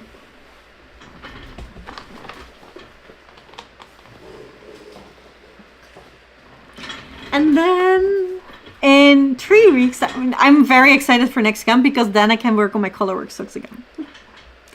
I love that you show off the sock you made. Go to the, maybe it's been asked before, but I want to learn crochet and I'm not sure what a good start project is. Should I try Granny's crochet? You could do the hair tie. I specifically chose this because it is an extremely good beginner's project. Because the only thing you need to know is single crochet. You need to know how to start, which I can show you. I got yarn here, I got hooks, I got needles, everything is ready. I was just working on my socks while, you know, waiting for questions basically. Let me unravel this. Because in this project you learn how to chain and therefore start your crochet. You learn single crochet, you learn to increase and decrease. And I haven't shown the decrease either yet, so maybe that is also a good thing to do. Do you know how to make a slip knot? Get yarn end. And get your yarn like this. I usually use 2 fingers on one side and then my thumb on the other. Twist it and get the yarn end that is actually attached to your ball of yarn and then pull through. That is a slip knot. The link should be down below, Evke, so you can watch the pattern. But what it's going to tell you to do, because I've just checked it, I know this now. And I actually wrote down the crochet one, but I could not remember. You need to chain 3. So you have the slip knot on. And it needs to be a bit loose, but not too loose. If there is loads of room, you're not going to be happy with it. So you want to get it on there, but it still needs to be able to move. It needs to go to all of the bottom. That just feels like a good space. Because you want space here to put your yarn in. Or your hook in. The yarn tail that actually has an end, we're not touching it anymore. So you can put it in your hand with the hook. Put it away. Don't touch it. Whatever you want. Yeah, everybody does slip knot differently. Also check how magic ring. I think they're 100 ways to do it. Everybody does that differently too. When you have the slip knot on your hook, what you're gonna do is with your other hand, so you're left, right? So you're gonna hold your hook in your left hand and the yarn in your right. And you're gonna, I cannot do it left. I've tried just now, but I could not. You scoop up your yarn. Sorry, I have to do it the other way. And then you scooch up your yarn. I like to turn my hook a bit so it really catches onto the yarn. And then you pull it through. That is your first chain. So you put your hook under the yarn, turn it a bit, pull the yarn through. That is your second chain. And then again, put the yarn over the hook or your hook under your yarn, whatever you would like, and then pull it through. I have Crafty Day planned with friends on Saturday, so that will be my project. I love it. Are your friends able to crochet? Because then they can help you too. That is very helpful. I will forever think of it as the magic butthole since I found that guy on Instagram. Yeah, I can imagine. And then what it wants you to do is this, every V is a stitch. And it wants you to put your hook in the second one. So this is one. This is one. This is two. And this is three. So we want to put it in the second one. There. You now have two loops. If this loop is extremely loose, you just tighten it by pulling on your yarn. Then you're gonna put your hook under the yarn again. Pull it through one. And then you have to scoop up your yarn and pull it through both loops. That is your first single crochet. And then you're gonna put your hook in the first stitch and do it again. Pull it through, pick up your yarn and then pull it through both loops. That is your second crochet. Then you have to make another chain. So you're gonna pull your hook under it and pull it through. That is chain one. Then you have to turn your work like this. What you then need to do is what we call an increase. And we're gonna do it exactly the same. So in the first stitch, that is this one in this case, we're gonna put your hook. We're gonna get the yarn through. Then pick up the yarn again and get it through the two loops. And now you want to increase. So what you're doing is you're going to put your hook in the exact same stitch again. And you're just gonna do it again. Because you now have two stitches in one stitch, so you have an increase. So in the next stitch, I also want to do that. I also need two. And then you chain again. Yes, my friend could crochet. That is very, very helpful. I'm going to make a few now so I can show the decrease. Because I haven't showed that yet. And it might be handy for Larissa too. And for Kate, for that matter. Because they're both learning to crochet too.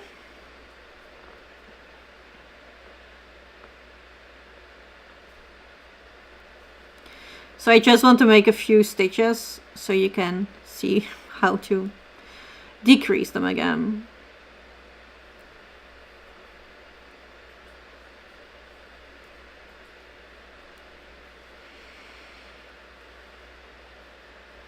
Eve and Alina have the most interesting life. I'm like, today I went outside for 5 minutes. Big day. Yeah, same. Today, Jess, I walked for over an hour. So you and I decided to walk outside. And I was allowed to walk 45 minutes when it goes really well. But I accidentally walked 50 minutes. And then just before this live show, I tried. I had to walk again. I didn't have time, but I could have walked another 45 minutes. But I walked 30. So I've walked over an hour today. 50 minutes in one piece. And I did grocery store. So, you know, it was a big day for me too. But it was not as interesting as Ave's, right?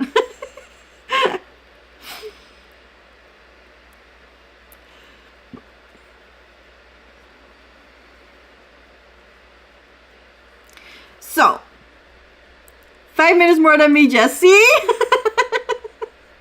We got this. What you want to do, if you want to decrease, is you have the stitches again. And you're going to put your hook in one stitch, get the yarn through, just like we always did.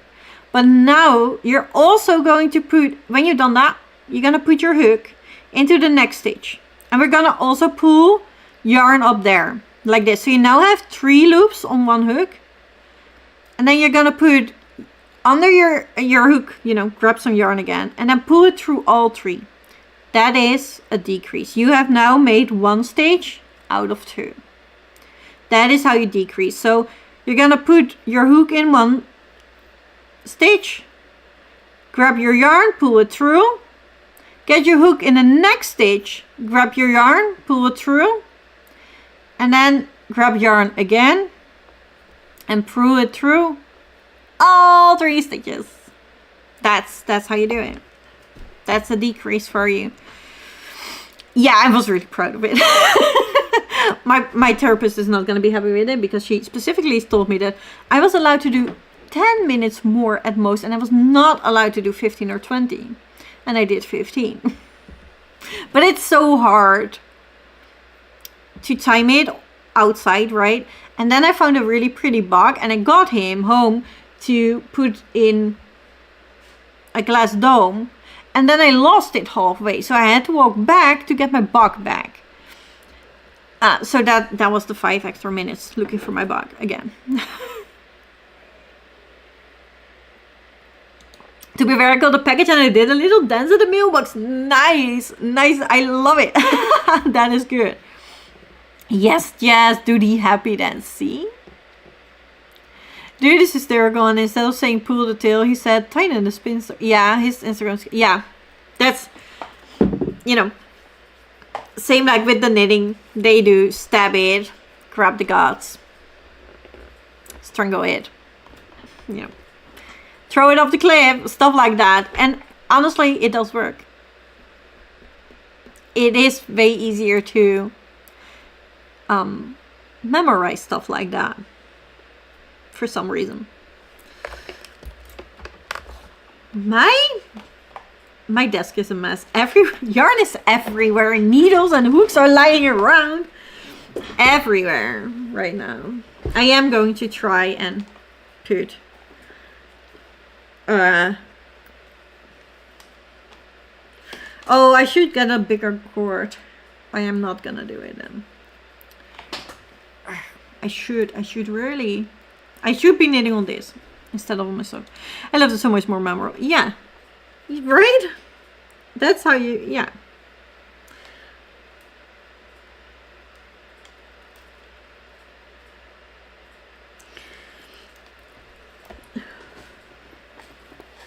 Also, I have been spoiled. Stupid asses. Yeah, don't worry about it. And again, you can always ask on Discord.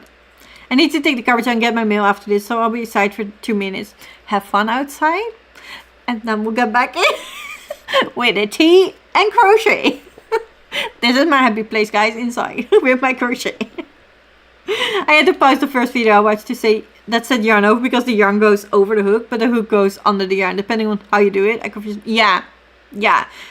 That's why I'm saying, like, you know, I have to move my hook under the yarn, so I feel like pick up your yarn, or, you know, put your hook under the yarn. But then I guess if you're used to knitting, some people might drag the yarn over the hook, and then it is yarn over hook. But yeah, I only touch the hook. I steer with the hook. How do you prevent your hook getting out of the hook and getting your loop too big?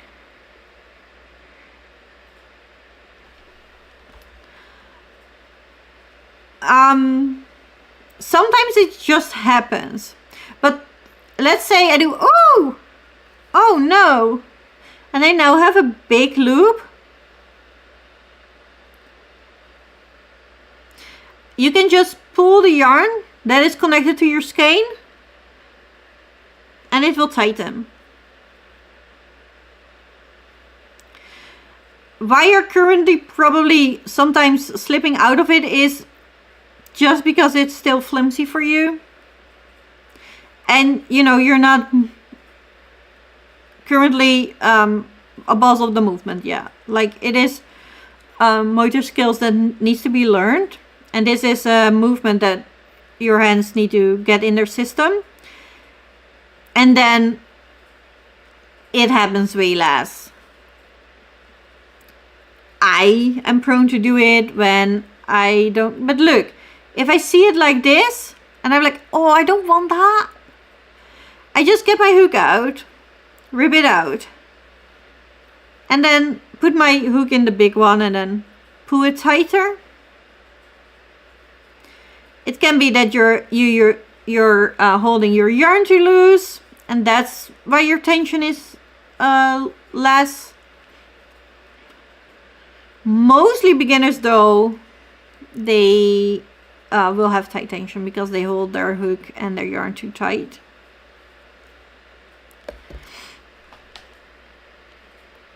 Don't forget to mail that. Yeah, if it's not a bill though. I just finished my first wheel. Only facial details missing. I do them all later. Yeah, fair enough. That makes sense, right? Look, Larissa. Oh, you're really crocheting if you're not dropping stitches. Yeah, are you really? And hooks and yarn balls every 2 seconds. I find it so funny. Like oh, I lost my hook. Like, that is the only. There was a podcast I was watching. And she, you know, it's Knitting Natty, and she does questions every podcast to answer. And then one was like, oh, I'm really into this now. Do I need multiple of my needles or hooks, or, you know, isn't that necessary? And she was like, yeah, they're probably knitting needles, they might break sometimes. Crochet hooks, they're not gonna break on you probably. However, you are likely to lose them at some point in your couch or in your whatever. So it can be handy to have multiple of the same size specifically for that. And I was like, yeah, that is what's happening. But then I've used these many times, so they're softer now than my purple needles. So I don't tend to use my purple needles because I like these better. But that is because I've used them so much. So the purple bed will get softer when I use them too. But now I don't. Because I have other options. If that makes sense.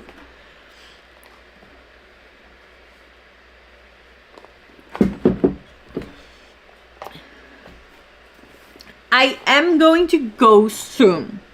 So if you still want me to show you something, this is the time to ask. I'm happy to do so. Because I would like to stop at 9 because it has been a big day. No, it has been busy. I've been to the hairdresser and I've walked a whole ton and I did groceries and I had another meeting on the phone, luckily, but still. So it didn't, my brain hasn't gotten off yet. So I would like to sit on the couch, knit, and probably watch something. I don't know. I keep them in a cup on my desk in plain sight. My belongings are definitely sneaky in and enjoying it. Yeah, but are you a one project girly or are you many project people? Because I should be the first. I think I honestly work better if I only have one project. But I'm not. Because I have intricate shawls, lace work, you know, the ghosty one. I really need to use a pattern with that. But then I can't do it on the treadmill. So I need my treadmill knitting. And this is how I can, you know, end up with loads of projects. So what I do is I put my needles in my project bags. And I'm currently having 2 crochet projects that both use 3.5 needles. So I always have to guess in which project. They're both not in bags. One is in a cauldron and one is in my Halloween bowl. But in which bowl is it? And I should just use a purple one of them, but you know. They're in my project bag. It is a very, very, very nice project bag though. Hobie has them now too, but I actually got it on AliExpress or Temu. a couple of years ago. And now Hobby are selling the bags that look exactly the same for 6 years. So I'm pretty sure they're just reselling it. So I would not buy it on Hobby because it's way more expensive. I bought it for like 15 euros. Not to put that crochet, like I read. Yeah. I'll get the bag because it's a good bag.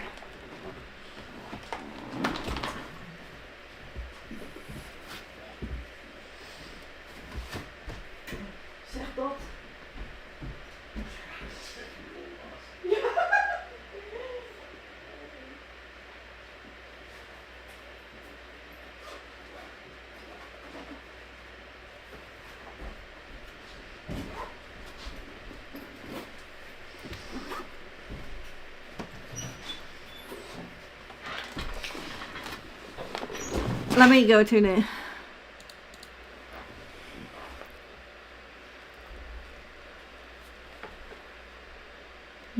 I am... This is the bag. So first of all, it has holes. This is for your color work. So they get less tangled. For me, it doesn't work. It does work if you're, you know, smart and you turn... you work one time like this and then the other time you turn it like that, because then they get untangled automatically. I do not, but it is for color work. And then there is a zip so you can close it, which I like. And then there are many pockets, so one on the side, on the small sides both have one, and then one big one on this side again, and then obviously one very big one in the middle. So you can see how many skeins I have here, like many. And then the sweater project is in there too. So I use these for sweaters. And then if you're a knitter, you can put the knitting needles in the back, like the straight ones. Probably also the cable one, but I would put the cable ones in the side pockets. Both sides have it. And then the front has a big pocket. And it holds your crochet hooks. And then this is where I keep my notions. So I always have a tin. In every project bag I have a tin. And there are stitch markers in there. In this case also a seam ripper. I don't know why. But also needles to sew in the ends. Sometimes I have labels in them that I can sew onto my sweaters, or... And then I have these. This is to try your needles, see, you know, because sometimes when you use your needles or your hooks, they the size is, if it's printed on, it rubs off. So then you can try. This is how you see the what kind of yarn you have in case you lost the yarn band, and this is for gauge. So that's always in there. And then I always have a tape measurement in every bag, as well as this sauce. And this was 15 euros. I have had it for over a year. There is no wear to it, and like this is the first one I got, and now I also got a blue one. But I have used this every day since I got it.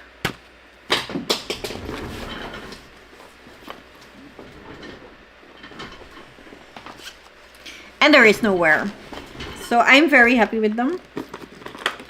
I just wanted to show you in case, because you know projects can be overwhelming, and I like to have them in a different project bag with the stuff I need.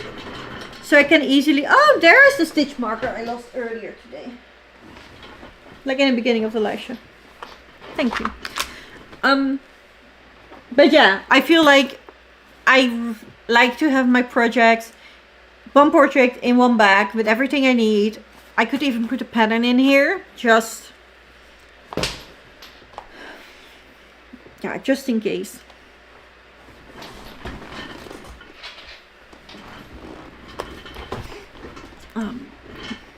That's so, yeah, I find them very, very useful. This is my favorite project bags. And it's made for knitting and crochet. In case you do both like me, they're always handy. Do you need stick markers for crochet as well? Yes and no. It depends on the project. So I think I'm just going to explain why people use stitch markers, and then you can decide if you want them. People use stitch markers for multiple reasons. First is if you're knitting or crocheting in the round, it can be very helpful to know where the beginning of round is, where your first stitch is and where your last stitch is.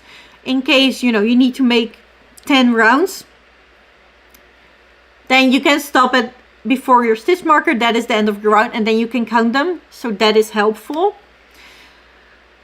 The other thing that we use stitch markers for is to mark places we need to do something. So mark places you need to increase a stitch. You know that as soon as I get to the stitch marker, I need to make it increase. Or this is where my cable starts. Or this is where my colorwork chart starts, and this is where my colorwork chart ends. I use it for those two. I also use it, and more people use it like this. Can you see? Here's one. Here's one. This is because I need 50 rows in my foot. So I am counting my rows. So every 10 rows, I'm using a stitch marker. So I know that every part between stitch markers is 10 rows. So it is easier to count. And all those uses are both useful for knitting and crocheting. What it also can help with crochet is, especially in the beginning, it is very hard to see what your first and your last stitch is. And therefore you might accidentally increase or decrease. And if you put stitch markers in the first and the last stitch, you know exactly which one is the first and the last. And then it is maybe easier to learn how to recognize those stitches because they're marked constantly for you. So you can see, oh, this is how it looks, and this is how it looks after, I'm done.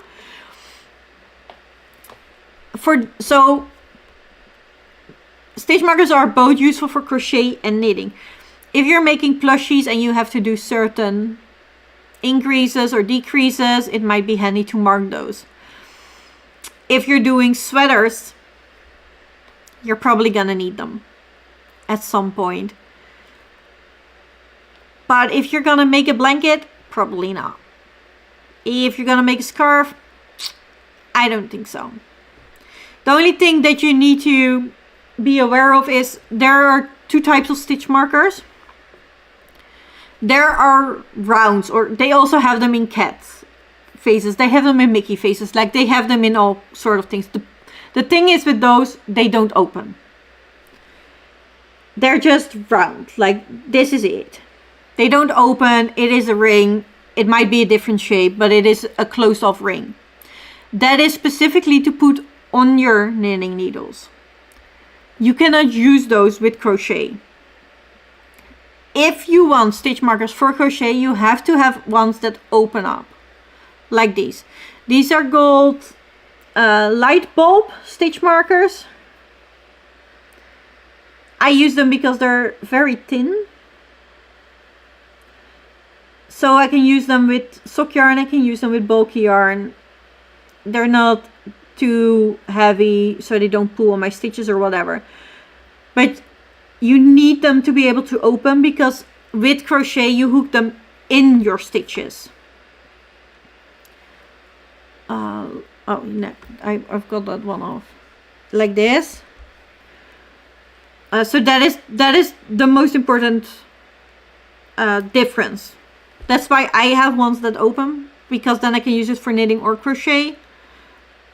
But I cannot use because you can, keep them closed and put them on your needle, but you cannot open the ones to put on your stitches. So that's why I have them. In crochet, I always use a piece of scrap yarn as well. You can use scrap yarn as stitch markers, both in knitting and crocheting. You can also use paper clips. Like there are many other things that you can use instead of stitch marker. So you do not have to buy them. However, I bought this. Look, they are gone, right? Because I use them a lot for sweaters and stuff.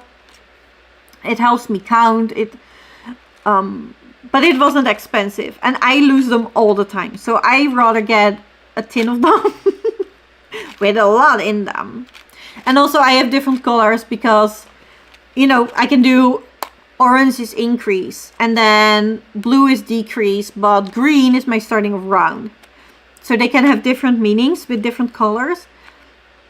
But that is only necessary in involved projects. You don't need this to start knitting or crocheting. But it can be very helpful if you have them. Yeah, but you can use scrap yarn, paper clips. You can use a lot of other stuff too. Only if I need to count many rows as you showed. Yeah. Yeah. Yeah. You don't need them. I find them very helpful. Because also I don't want to have to cut pieces of yarn every single time. And I will lose my scraps. And then I have cute ones with hangers on it. But actually you have to be careful with those. Because they're more heavy. So on lightweight yarn like this, it can actually pull your stitches. You can see it. Mine is a bit pulled. This isn't too bad, so it will block out. I use this at toe up because at first when you're doing the toe, you can't see which is the front and which is the back, so I mark the front. I use it for that sometimes too. Or, if I've done a podcast and like, this is where, I showed it, everything on top of the marker is progress. That's how I use it. Otherwise, you will probably never need it if you don't need a podcast. Or, if you're doing it like me, like, I can't see the difference between front and back in toe-up socks, so I would like to mark the front. It's an option. I probably won't get them for Saturday, but I'm adding them to the video. Yeah, it's... If you really would like to have them before Saturday, I can send you a few. Like, I can do that. That is fine. I just put some in an envelope. So let me know if you would really like them. Then I can send you some. But that's it for tonight. I hope you feel a bit more confident now to start crochet or knitting. This was not the only time you're allowed to ask questions. If you still have questions or you have new questions in the following weeks, please feel free to ask them on the Discord or, in another live. And I'm always willing to show you something or, people on the Discord can help. I'm pretty sure there are a lot of people there that know more than me. So also, they are left-handed, so that might help. If you're left-handed too. So yeah, don't be shy. You can ask all the time. No stupid questions. But I do hope you're a bit more confident now with starting. That I would like that for you. For everyone that has been leave. Oh, this is really neat. No need to do that. My friends probably has loads you can borrow if I need, but thanks. Yeah. Sometimes, it's easy to mark the first and last stage just because when you just started, it's hard to recognize them. That's all. So ask them to bring them. Bring me some stitch markers. Thank you all so much for being here on my cozy crafting night. I always like talking yarn and project with you guys, so I had a blast. I hope you had it too. Like, I was like, yeah, me too. They were loving. No problem. I will see you all tomorrow on Barbara's Sprints and otherwise in the Discord. Bye. Thanks so much for all. Now I'm looking for circular needles and project bag. I have linked them down below in the stichwitch video. Honestly, I got both of mine either on AliExpress or Temu, and they both work fine. However, today, for the first time, I had a bit of trouble with my metal needles. I haven't used these as much, but they were getting tangled and they're a bit harder to get loose. But yeah, probably that also happened with my plastic needles. So but they're just, I thought they were better than my plastic ones, and that is not the case now anymore. But they're still as good and not as expensive. So I would go for it. Especially when you just, you know, you can always buy an expensive set later with all the new technologies and the goodies. But they're absolutely fine to start with. I'm still loving them. So if you need more links, let me know, Kate. I can send them. Thank you for starting this. Yeah, no problem. I think this is so fun with y'all. I'm so glad I can finally start it because I knew you all wanted to start and was like, I have something. I can help with that. Thank you so much for that. No problem at all. No problem. I will see you all tomorrow and otherwise in the Discord. Bye.